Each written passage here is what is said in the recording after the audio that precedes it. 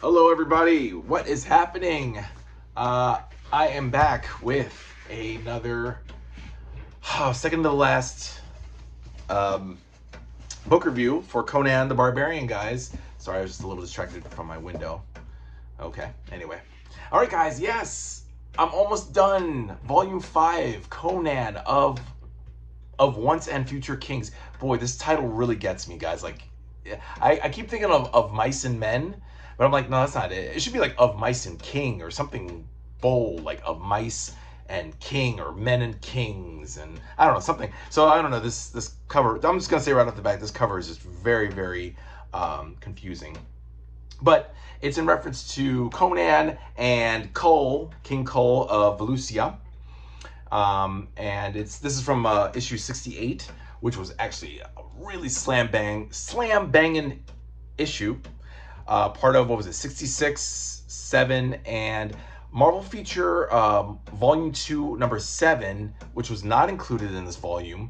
And they included it as like a recap page, which was pretty interesting. Not exactly like excerpts like they do in the other epics, but they give you, hold on, it is, I'll show you guys real quick. Hold on, I'm blind as a bat. It is page 157. Yes, guys, I do not have my spectacles on me. Boo-hoo. So yeah, so they just give you a little passage here because it's from Marvel Feature number 7 from, like I said, volume 2, not volume 1, which featured Red Sonja. And for whatever reason, I think it was rights. That's what I read here. Due to like some issues with rights, they couldn't include Marvel Feature number 7, the story, which is part of the storyline. For whatever reason, I don't know. I mean, they had the rights to Conan and Robert E. Howard's character. I don't know why they didn't include the Red Sonja story, but so they just give you like a synopsis, a little synopsis that you read to tell you what happened in Marvel Feature, and then you go right into issue 68, which is the conclusion of the storyline, which is the cover of Once and Future Kings. So that's that, guys. But I really loved it. I loved it. This is from issue 65, by the way.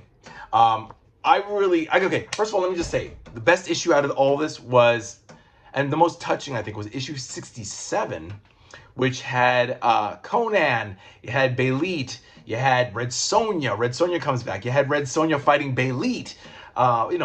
Chick fight, with the swords, and I think Red Sonja would have won. I think they briefly tussled before Conan stepped in, but I just love the meeting of these women, these hard women, these just hard-edged women, and Belit loves Conan. I don't know if it's love. I think it's just more lust and obsession. But she wants Conan. She thinks that Sonja wants Conan, but of course Sonja doesn't want Conan because Sonja's I don't know what she is, lesbian, bisexual, I don't know. She's just, but that doesn't matter. I mean, she's just a strong, confident woman, and there's nothing wrong with that. And Conan is like, yeah, there's nothing between us, Belit, relax. And she's just like, no, you don't. You like her, and she likes you, and I'm gonna fuck her up, and but it's kind of cute. It's like a daytime soap opera, but in comic book form. And they're going after this demon. I think it was Thothamon. But they didn't give him a name. They just called him like a bird demon, like bird demon of Set or something. Actually, I think maybe I should rewrite that because it is Thothamon, the Stygian wizard, but whatever.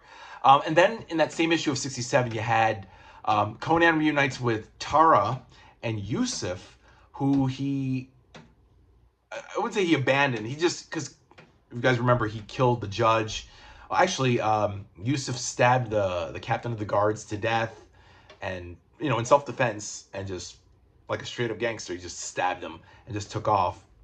And then Conan showed up, and then he got arrested for being an accomplice, and then he killed the judge, and then he took off, on a boat bound for, I forget, was it Argos or something? Or no, it left Argos and was going somewhere else. Anyway, and that's how Conan hooked up with Belit.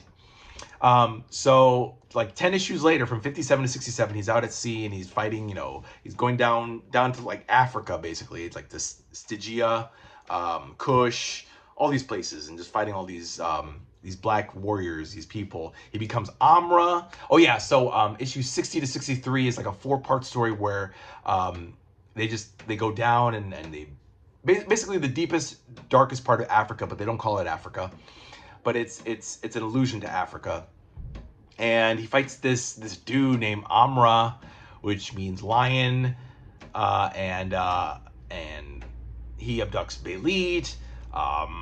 And so Conan has to go rescue Belit, and then he fights this dude with red hair, and we know what happens, of course. I don't have to spoil it, but yeah, Conan takes care of the guy, and he's now the new Amra. So now everybody refers to Conan as Amra. That's his new nickname, you know. And then later on in issue 67, so Red Sonja's like, oh, so you're Amra. Like, evidently word has spread about Amra and Conan. I mean, the dude is just fucking legendary. He's just awesome. But yeah, in 67, I wanted to mention what I really like is that Conan reunites with Tara and Yusuf, which I'm glad, because it just was left unfinished. And I was like, oh, will he ever see them again? And he does. Tara is now pregnant with Yusuf's baby, which I thought was sweet. And they said, like, she's no longer the imp that Conan remembered. You know, in the months that pass, Tara is now pregnant with a child, and she's sadder. She's just sad. And she reveals to Conan that Yusuf is now in jail. I guess evidently they caught up with him, and now he's in the a tower. So Conan's like, okay, I'll go rescue him, because that's what Conan does. Conan is gonna Conan, and and then he fights like the man tiger. This dude, the jailer, who like is like a were tiger. He just turns into a tiger and attacks Conan. It's like out of the blue, and kind of like, oh wow. Like, not a werewolf, but they call him a man tiger. That's the title of the story in issue 67. I should show you guys. I don't know. Why am I not showing you guys? Come on, guys. Comment down. Say, dude, come on, Alpha Chad. Show us some pictures. We want to see it. You know? What's his name? The dork, Curtis. He shows pictures. Yeah. Here's issue 67. Like, right here. I just opened up the book, and here's the page right here. So he's, like, fighting this fucking man tiger. Conan... he's just fighting it. Guys, I love John Buscema. John Buscema is such an epic artist. I love him. Here's the dude transforming into the man tiger. I guess I would make him a were tiger, right? Like a werewolf, but a were tiger. He's like, this is him normal as a guy, and he's just harassing Yusuf, and Conan just comes down the ramp. I don't know if it's a rampart, but yeah, the rampart, because he scales the tower and comes down the corridor, and he just confronts the guy, and the guy just like randomly turns into a tiger. It's like, oh, okay. But it's really sweet. Hold on, guys. Yeah, see, Tara still has her little freckles, and then she steps out of the shadows. She runs into, he's looking for Sonja, because she took a page from the Book of Skelos, the Ironbound Book of Skelos. It's a whole big thing, guys. You know, you guys know what I'm gonna say. Just read it. You'll thank me for it. Okay, Jesse, you know who you are. Read it. Find these books. You know, quit talking. Read. Little in joke. Everybody, honestly, guys, even if you don't like to read this. This is Conan, volume 5. Hold on. Oh yeah, so she steps out of this panel, and it shows. I was like, oh, she's pregnant. Oh my God. It was so sweet, guys, because you got to understand, like, they could have easily just forgotten about these people, right? Life continued while Conan was out at sea with Belit terrorizing the Black Coast. Like, things were happening behind the scenes, and I love that. I love the continuity. I love the attention to detail. And like I said, Roy Thomas, you know, really, really loves these characters, and I applaud and commend him. Guys, I swear, read. I know I keep saying this, and please forgive me for sounding repetitive, but read volume 2 of Sergeant Fury if you can get your hands on it, Berlin Breakout, and then read Conan. You'll be like, what? This can't be the same writer. It's like Stan Lee. It's like, read Fantastic Four #1, and then read, I don't know, Captain America, anything from like volume 2, 3, 4 of Captain America, you know, the epics. You know, read, I don't know, 110, issue 110 of Captain America. And you'll be like, what? Is this the same writer? I think somebody if not, I think somebody ghost wrote for them. But anyway, I digress. Belit, Red Sonja, got Tara and Yusuf. They reunite. Conan rescues Yusuf, and then Tara and Yusuf take off on a wagon, which is sad, but at least there's closure there. There's finality. And then, of course, Conan has to deal with Red Sonja and Bayleet, because they're going to go after each other. Yeah, that's where they say goodbye on the wagon. It was really touching. This is issue 67, by the way. But yeah, issues 60 to 63 is the Amra adventure, which is really awesome. 64 was odd. It was actually apparently the inker Stephen Gans, I guess, was late, or he couldn't. There was a reason. I forget what it is, but he just couldn't finish the issue. So they had to reprint Savage Tales number 5 for issue 64 of Conan. So it's basically a reprint, which was good. I wasn't bored, but I was just kind of like, I don't get this. I'm focused on Amra, and then, you know, and now we're like, it's a story that doesn't take place in the timeline after. In fact, issue 64, because it's a reprint of Savage Tales number 5, takes place between 44 and 45 of Conan the Barbarian. So that's right after Red Sonja clonked him on the head, and then that story with Lazalanti, the minstrel. I'm sure you guys remember, I hope. If you guys were paying attention, because there's a pop quiz. No. It takes place between that. So it was like the continuity didn't mesh well with, you know, post Amra. So I was like, eh. But it was a good story. Great art. I think Jim Starlin did the art. And I love me some Jim Starlin. He's a phenomenal artist. And then we go into 65. What was 65 about? They fight a lot of pirates, I noticed. 65 was like a one-off. Probably not that important. Since I can't remember, it's probably not that important. 66, 7, and then 8, and then, of course, the Marvel feature that's not featured in there. So that was like a 4-part story about the Book of Skelos. 69, Conan tells Bayleet a story about how he saw the Western Sea when he was actually captured after Conan 1 and 2, after that battle with the Vanir and the Aesir. He evidently got caught. They don't show it in issue 2, but apparently it was like a behind-the-scenes story of when he got caught and was imprisoned by the Vanir, which were basically the Vikings. And he helped them fight off a merman that was like killing off the villagers near the Western Sea. It was like really cool. It was like a murder mystery, a detective story, but in the Hyborian age. That's issue 69. And then 70 and 71 are just the 2-part story of them fighting the the Baraki? It's the Baraki. The Barakian pirates. I kept thinking Barack Obama. Barakian pirates, which is off the islands, off the coast. This kingdom called Kelka, they're gonna sacrifice them to the goddess Ashtoreth, who apparently is actually a tangible human. She is immortal, but she's apparently an actual girl. It's a little confusing, not really confusing, but I just said it's a little confusing, but not confusing. Does that make sense? It's meh. The story's good, but so you're telling me she's a human goddess who's immortal. Does that make sense? No, not really. But she sacrifices herself to get Bayleet and Conan off the island, because all the Kelkins are bad, the Barakian pirates are bad. Their dude, what was his name? Wakwambi, I forget his name. But one of their own, one of the Black Corsairs betrays Conan and Bayleet, the cocksucker. Kawambi, I think his name, or Kwambu. Kwambu is his name. And he betrays them to the Barakian pirates. It's a lot, guys. In just 2 issues, you just get like a sumptuous feast of a story. And it's awesome. You also get annuals 2 and 3, which were good. Annual 2 was Conan as a king, the king of Aquilonia. And what happened there? He's the king of Aquilonia, and I forget something. Forgot what happened. And then Annual 3 is him as the guardsman. What was it? The king of Karaja. The king of Karaja is kidnapped by these bastards in Ophir. And they're backed by these people of Koth. So Conan has to go whoop some ass and chop some heads off and save this young king. And his sister, what's her name? Yasmela. She's in love with him. And Conan's like, okay, yeah, you're hot, but I gotta go save your brother. So just wait a minute. Wait a minute and I'll fuck you when I come back, you know. So I don't mean to be gauche, guys, but that's basically how Conan thinks, you know. But then she falls in love with this Stygian prince. And is like, I'm gonna marry him instead, you know. I'm like, okay.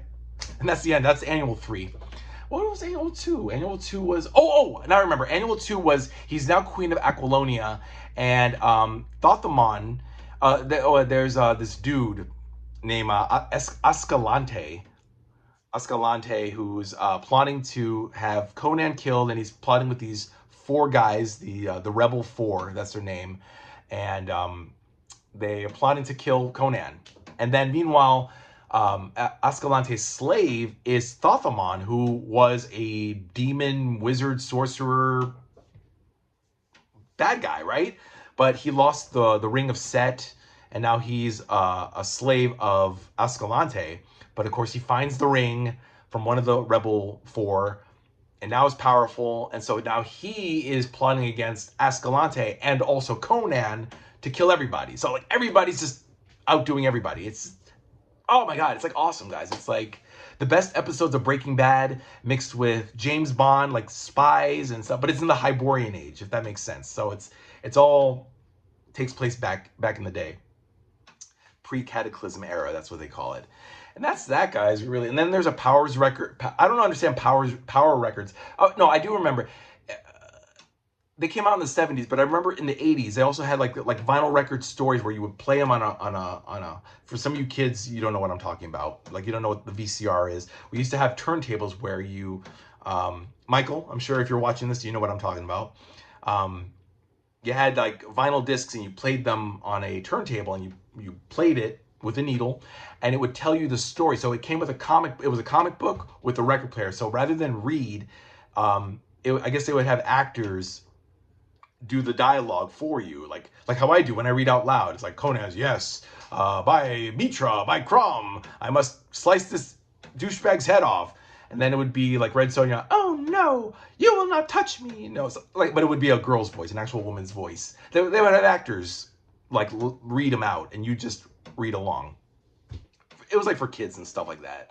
And I remember like in the 80s, even into the 80s, they had that for us. But this was the thing in the 70s. So that was Power Records. And in that story, Conan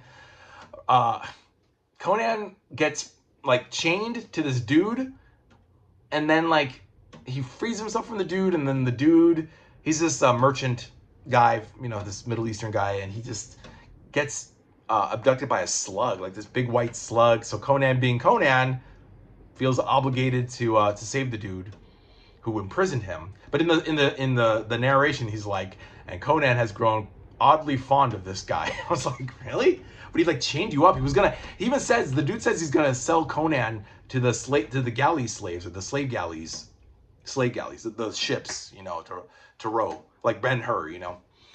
And I don't know, Conan just has an obligatory sense of duty to save this guy because he's the hero. But I don't think he is. I think Conan's more anti-hero. But anyway, he's badass, like Punisher, you know.